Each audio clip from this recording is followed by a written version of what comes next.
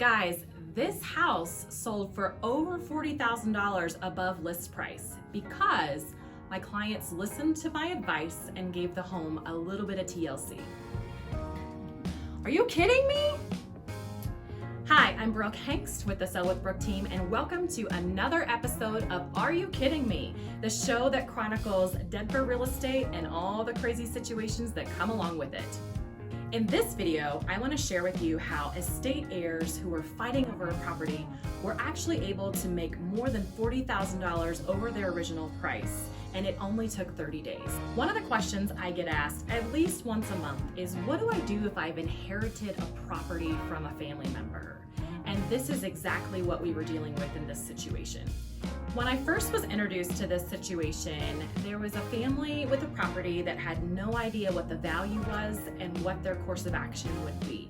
In speaking with them, we evaluated an as-is value as well as a value of if we put some improvements into the home.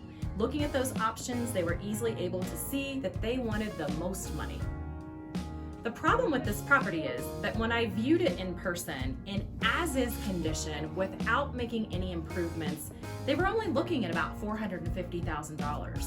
However, in their minds, they wanted a much higher number. So we had to figure out, what do we need to do to get to that higher number?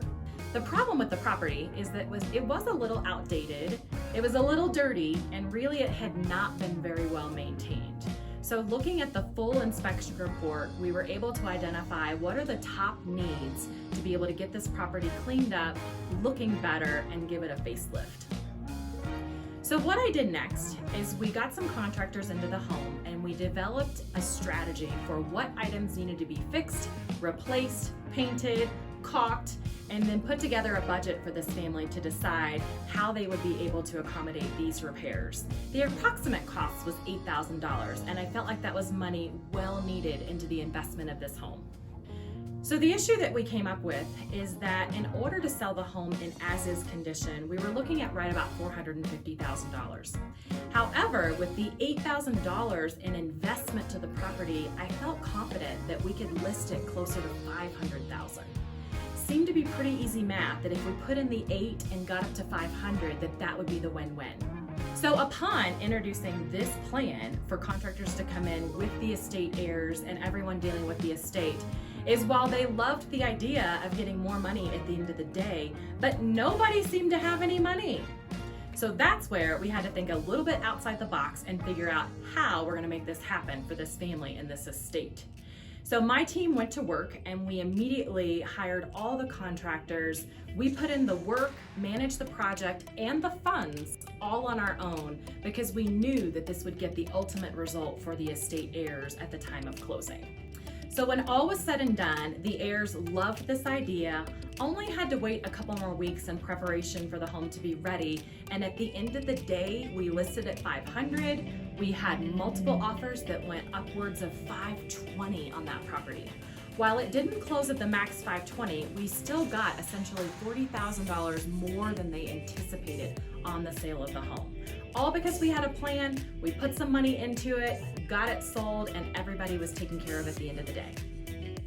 So as a seller, you really want to look at your home and think about the investments that you can make to get top dollar.